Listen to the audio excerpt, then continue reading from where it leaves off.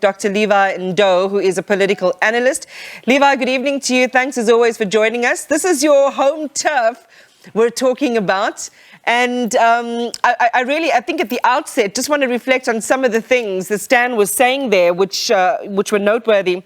He created this laundry list of things that were wrong with the ANC, the rise in leadership ill discipline, the low political consciousness, that the ANC is regarded as an employment agency, the personalization of issues, and so on. And then also talked about earlier versions or incarnations of this very report in years gone by. And then asking this question of what is the disconnect? Why can't the ANC get it right? They're good at diagnosing the problems. Why can't they get to the fixes? What are your thoughts? Good evening, Iman. Good evening to the viewers at home. I think Stan Mathabatha has been able to deal with issues that are directly affecting the ANC, not only in the province, but even beyond. And one other area that the ANC has to be credited for is the ability to identify challenges within the party, but equally so, the same ANC is unable to deal with the same challenges that they always talk about. Issues that relate to ruthlessness towards positions in the ANC, issues relating to corruption, and all other issues that relate to poor performance by the deployees of the ANC are issues that the ANC is quite aware of, and that is what they continuously lament about. I would love to hear the ANC in Limpopo say, now that we have been able to identify these challenges, this should be the program that the ANC has to adopt. And indeed, those that are seen to have done things that are quite on the other side of the programs of the ANC should actually be dealt with. The continuous complaints by the ANC does not actually assist the ANC.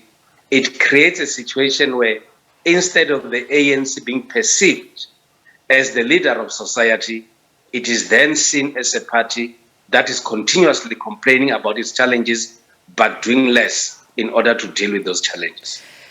All right. And, as I was thinking about it, this is really the lens through which the ANC sees itself in society. And as you say, this is a repeat picture for itself. What is it going to choose in terms of a different course of action? I want to go then to the factional issues, which he also touched on.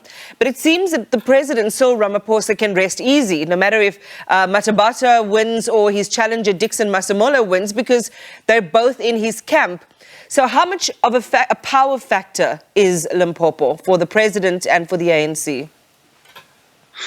Well, I think even in the past, the ANC in Limpopo has always projected itself as a united force in terms of its support for certain individuals and leadership.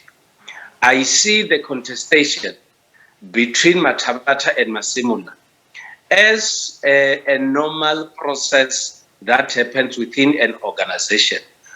I don't see it as anything that has something to do with any arrangement outside the support of Ramaphosa.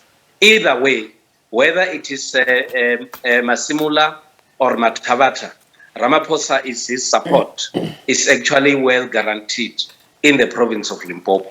But I think beyond that, one would expect the ANC in Limpopo to focus more on the challenges facing the people of Limpopo, discuss policy issues affecting the ANC and the South African population in general, so that when they go to the policy conference, the people of Limpopo in the ANC should lead those discussions, because at least they appear to be organized, and they might have sufficient time to be able to deal with policy issues and serious challenges facing the organization.